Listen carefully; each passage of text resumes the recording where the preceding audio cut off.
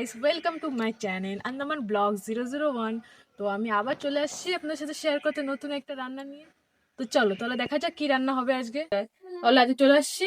তো আমরা রান্না করব কাঁকড়া আলুর রসা। আর রান্না করব আমরা, এই তো দেখতে পাচ্ছ, নিয়ে চলে আসছি মূলো শাক, বিট আর আলু।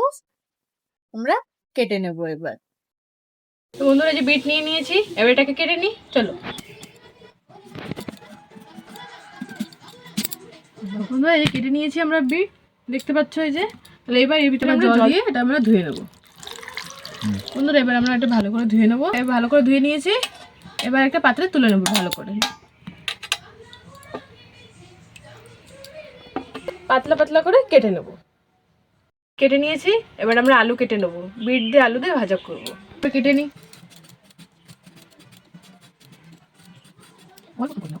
বন্ধুরা, এই যে আলু কুচিয়ে নিয়েছি। বন্ধুরা, এই যে বিট আগে তো দেখেছো যে এটা ছালিয়ে রেখে দিয়েছি। এবার এটা আমরা কুচিয়ে নেবো।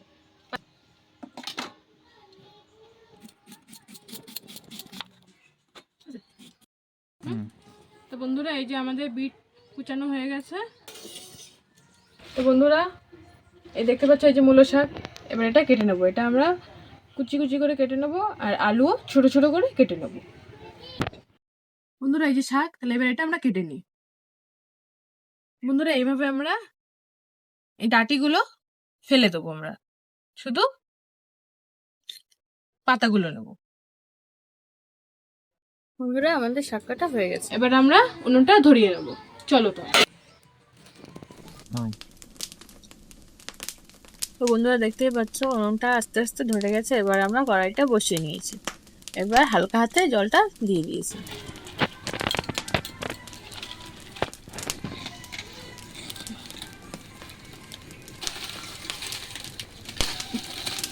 বন্ধুরা, এই যে উনুনটা জ্বালিয়ে নিলাম। এবার আমরা কড়াইটা গরম হলে তেল দিয়ে দেবো, সর্ষের তেল। বন্ধুরা, কড়াইটা গরম হয়ে গেছে। এবার আমরা সর্ষের তেল দিয়ে দেবো।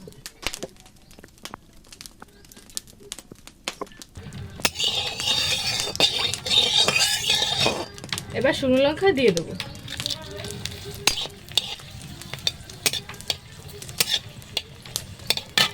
বিট কুচোনো আর আলু কুচোনো এবার তেলে দিয়ে দেবো। পরিমাণ মতন লবণ দিয়ে দেবো। পরিমাণ মতন হলুদ দিয়ে দেবো। বন্ধুরা, এবার ভালো করে নাড়িয়ে নেবো কিছু সময়ের জন্য। এবার আমরা এটা ঢেকে দেবো।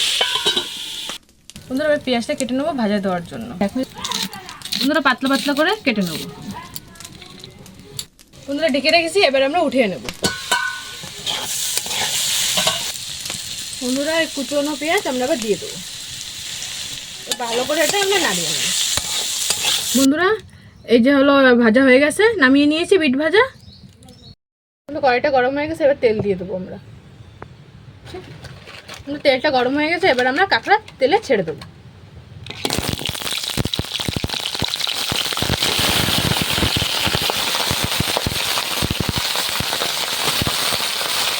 পরিমাণ মতো একটু হলুদ দিয়ে দেবো। পরিমাণ মতো একটু লবণ দিয়ে দেবো। এটা ভালো করে ভেজে নেব। কাঁকড়াটা ভালো করে ভেজে নিয়েছি। এবার এটা আমরা নামিয়ে নেব। বন্ধুরা, এবার আমরা এটাকে নামিয়ে নেব।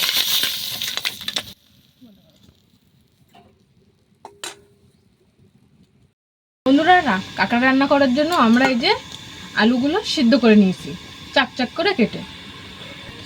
ছিলকাটা উঠিয়ে নেব। দেখো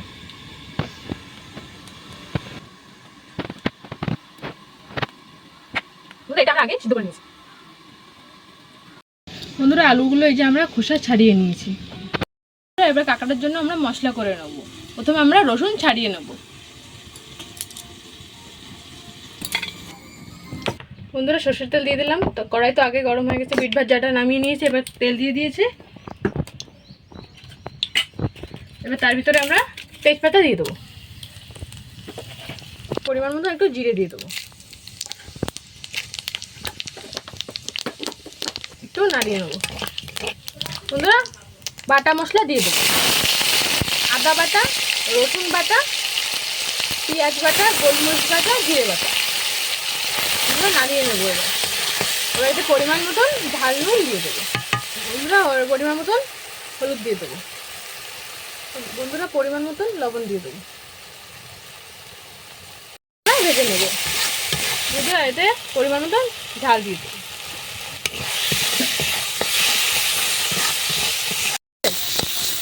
বন্ধুরা। মশলা দিয়ে তেল ছেড়ে দিচ্ছে, এবার আমরা সিদ্ধ করা আলুগুলো দিয়ে দেবো। ভাজা করে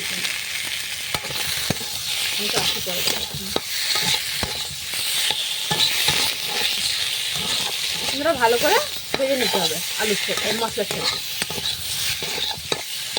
এবার এর ভিতরে আমরা এই ফুটন্ত জলটা দিয়ে দেবো। আগে আমরা বলে দিয়েছি যে জল গরম বসিয়ে দিয়েছিলাম উনুন ধরানোর সময়, তো সেই জলটা এখন ঢেলে দেবো।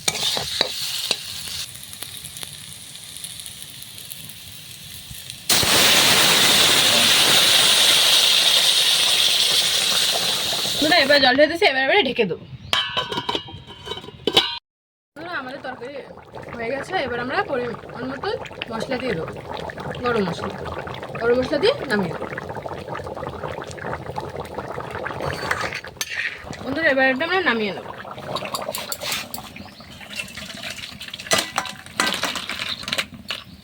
বন্ধুরা ফাইনালি আমার কাঁকড়ার রসা করা হয়ে গেছে, দিয়ে দেবো।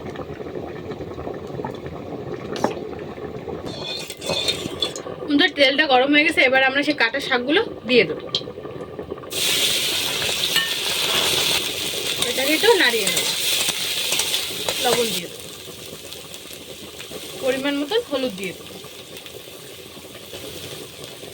এটা এবার নাড়িয়ে নেবো ভালো করে বন্ধুরা। দুটো ঝাল দিয়ে দেবো বন্ধুরা, ভালো করে এটাকে আস্তে আস্তে ভেজে নেবো, আস্তে আস্তে হোক তাহলে